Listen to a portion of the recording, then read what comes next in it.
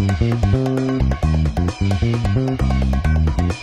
it's Ronnie Miller. I'm here at Destiny USA, and we're going to focus on the greenery around Destiny USA, and I'm here with my good friend Melissa. Hi, Ronnie. So, tell me what's going on here. What are we going to see today? Give me some of the goods. Okay, so there's lots of really cool green things going on inside Destiny.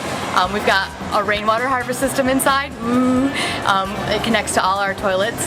We have some really cool flooring that I'll tell you a little bit about, and we're going to go up to the roof and see some wind turbines. See, now you have to know Melissa in order to go on the roof. Don't try it by yourself, right? So go ahead and you see it comes in. Whoa! So, these are all low flow fixtures. We have recycled tile. Everything in here was low VOC caulk, the paints, and there's a super energy efficient lighting in here as well. And as you saw, the lights came on as we walked, and as we walked, wow! The low flow urinals. Whoa. And is there anybody in there? Have you ever been in a men's bathroom before? come on, the girls' room.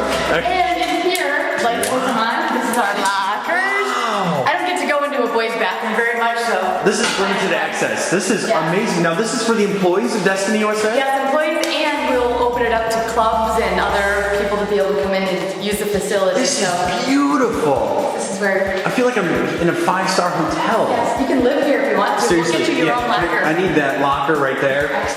We have, actually you see in the hallway, those aren't going to be outside the building. Those are our recycled bike racks. Oh. Made out of recycled rebar. That is so cool. We'll have places for probably close to 200 bikes. No way. Walking around the building. If you go on the girl side, follow me, the lights will come on. Oh my god, it's so dark. It's so dark. Sensors. Whoa! So that we don't waste energy at any given time. Wow. And let's see if I can find you one with a little slide in here. Well, see, these are low flow toilets, little green handle.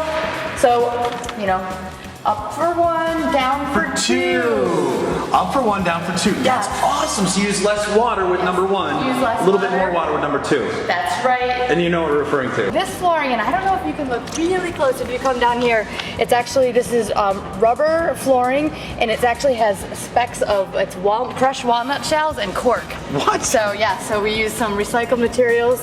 Johnsonite's the company that we got the flooring from. So it's less And slippery. It's less slippery, and it's got recycled content in it, and it's also a low emitting product. So we wanted to make sure when the guests came in here, you know, rubber flooring has a reputation, but it's comfy to walk on, but it's low emitting, and it's called a floor score, which meets the highest standard of emissions based on California's very stringent standards. So California. yeah. This is awesome. And it also qualified for regional purchases under the LEED Green Building Standard. One of the really cool things about in here, it looks like just plain concrete, doesn't it? Yeah, it does. Just plain concrete. Just plain concrete. Yeah. We used fly ash in this concrete. We used about 7 tons of it in this building. Fly ash is a byproduct of coal-fired power plants. Whoa. And it usually goes into a landfill because they don't use it. It's an industrial waste product. They found that they can use it easily in concrete. And so we displaced some of the product you would normally get from natural resources and put fly ash in, and voila, beautiful flooring. Wow. Yeah. Wow. Yeah. Sustainable. Sustainable. And this is part of the Environmental Protection Agency came to see us and wanted us to partner with them on some cool programs. That was one of them. It also led us to using biodiesel in all of our construction equipment. Oh my goodness. Yeah, I walked into my very first meeting and said, hey guys, we're going to use soybean oil in your construction equipment. Oh my god. It was great. It ended up being a really great initiative. They all used it. They all ended up loving it and thought their equipment ran great. They felt healthier, everything. So it was great. Oh, it's so cool. So the green turbines, which you'll see up there, the round ones, they're actually a company called Impact Technologies, and they were incubated right here in Syracuse in the Tech Garden. Really? Yeah, so that was really cool. Cool. They were a prototype company, and they wanted to get their product out of their lab and into field testing. So we participated in that, and that's why they're up. There's 3 of those up. No way. So we'll see 2 of them. I'm excited. Is this the roof? We're here. Is this seriously the roof? Oh my god. Here we are. We ask that you happen to see an errant nail, that we pick it up, And we place it in the bucket. That's good. We don't want Yeah. a punctured. I'm on the roof of Destiny USA right now.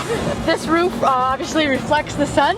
Yeah. And it keeps everything cool in the summer. Wow. So this building is cooled probably 8 months out of the year. That's awesome. So anytime you can deflect heat, you're doing the building a favor, saving a lot of energy. This one they've been testing, the blades are good, but they've been testing the inverters to try to see if they can pull more energy out of these things. Yeah. That's where you lose a lot of it.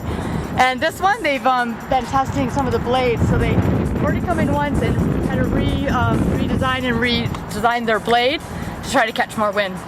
Yep, both are meant for more of a small urban application or residential application. And they're definitely been making improvements, and we'll keep them up here and let them work away on them. I wanted to stop you here really quick. This is actually part of our rainwater harvest system. If you look kind of down the roof, everything slopes down into these drains. Yeah. This is where we gather all the rainwater that drops on the 400,000 square feet of roof we have here. There's over 60 of these. They actually go down into the building into a piping system, and they run right out to a retention pond that holds about 116,000 gallons of water. And it sits there until it calls for use, which is, remember we went to the bathroom and we did the down for two, up for one. Yeah. So every time you flush a toilet, the water is pulled back into the building, and it goes through a UV filter to clean it a little bit. It gets dyed green. We dyed it green. We dye it green. That's clever. And that tells everybody that you can't drink it. You're not supposed to drink it or use it for washing your hands, just for flushing toilets. And comes back into the building, and all together with our low flush fixtures and all the rainwater we use, we recycle and conserve about 4 million gallons of water a year. What? Yes. That's awesome. Yep. All because of these little guys? All because of these little guys. Oh, that's awesome. Yep, oh, look at it. I'm making it go down right now. That's good. You're putting See more that? water into the we reserve go. pond there. That's awesome. Filled the reserve. So in here, in here is kind of the headquarters for the rainwater harvest system. And some of this piping you see here and up in the ceiling, this is where all the water comes in. No way. And that little contraption right in there is our UV filter. Cool. And as you can see, UV intensity, you can crank it up if it's really nasty. No, but this just makes sure it's really clean, protects the water. And this is all the controls for the pump of the rainwater harvest system. That is awesome. Yes, and there it is. And this right here, which just arrived the other day, our new baby boy, is the dye tank, and that's where we'll keep the green dye, and it'll be agitated, and that's where it will go into the system so that people know not to drink it. You know what? I gotta ask you an important question. Yes.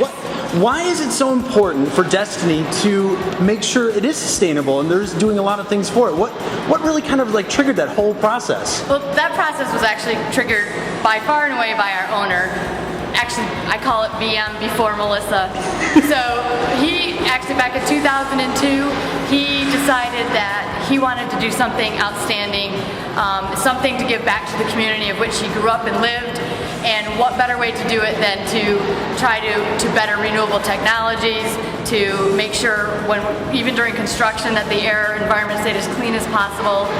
Keep the guests when they come in to visit, make sure that they're in an environment that's clean, air quality is great, and then provide all these fantastic venues that you really can't find anywhere, and I can't tell you who they are. I know, seriously. All right, say cut. Cut.